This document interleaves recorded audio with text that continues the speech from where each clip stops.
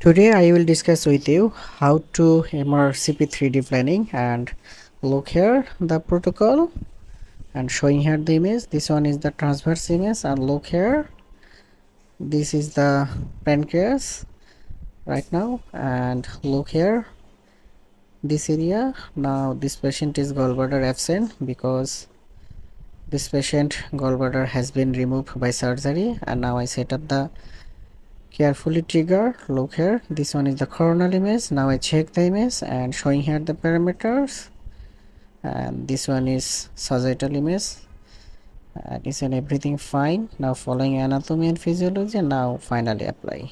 Okay, our plan will be done, and showing here the final image. This one is the 3D image. Look here right now. Okay,